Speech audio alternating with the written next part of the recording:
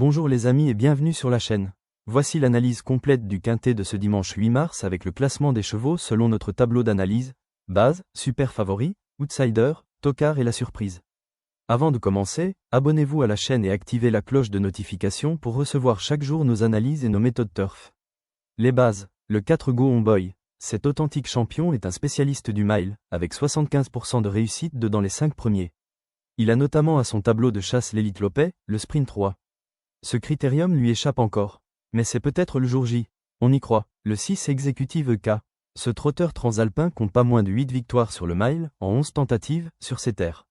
En France, on l'a surtout vu à Vincennes, où il notamment enlevé le prix du Luxembourg cet hiver. Il a des références au plus haut niveau et aborde cet objectif avec de la fraîcheur. On garde les super favoris. Le 7 Igouski Sautonne. Il va, à la fois, découvrir le mile et l'hippodrome azuréen. Cela n'a cependant pas don d'inquiéter son mentor, Mathieu Abrivard, plus défiant, en revanche, à l'égard de son numéro derrière l'autostart. Lauréat du prix de l'Atlantique 2025 devant Go On Boy, il a ses papiers en règle. Obligé de le retenir, le 8 Frank Joe, ce 5 ans transalpin, qui défend la même casaque que son père, un certain Fast Time Bourbon, a pris la 4e place du prix d'Amérique cet hiver. Il découvre Cagnes, a peu d'expérience sur le mile et Gabi Gelormini doit remplacer Mathieu Abrivard au sulky. Malgré tout, il reste capable d'un exploit. Le Hokkaido JL, ce sera une première à Cagnes pour le lauréat du prix d'Amérique cet hiver. Il va également se produire pour la première fois sur le mile. Mais il est passé 3 fois sous la barre des 1,10 à Vincennes. Certes défait dans le prix de France, il ne ferait pas le déplacement sans ambition. Tout ou rien, les outsiders, le 12 Fellow Wise AS. Ce sujet transalpin, fils du crack scandinave Maharaja, a fait ses preuves sur le mile de l'autre côté des Alpes et évolue sous l'entraînement de Nicolas Bazir depuis 6 mois. À 5 ans, il a tout l'avenir devant lui, mais n'a pas encore montré le niveau pour rivaliser avec les favoris. Pour une cote, le 5 INMAROSA, elle s'était classée 4e de l'édition 2024, son meilleur résultat sur le mile, et aussi sa seule apparition sur la Côte d'Azur. Après un début de meeting d'hiver prometteur, elle a échoué dans le prix d'Amérique et le prix de France. Mais vu le niveau d'ensemble, elle peut refaire surface. Le 2 Harley Gemma, elle compte 2 victoires en 3 apparitions sur la piste, dont le fameux prix de la Côte d'Azur en début d'année. Elle avait, en revanche, échoué sur le parcours l'été dernier.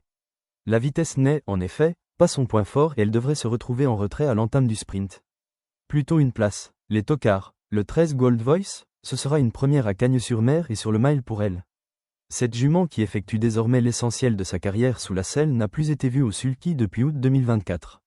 Elle a maintenant 10 ans et n'a jamais montré le niveau pour aller avec ses chevaux. On l'élimine, le 9 Largo de Castel. Il compte 2 accessites en autant d'apparitions sur cette piste. Il n'avait été qu'un figurant pour son unique essai sur le mile à Anguien.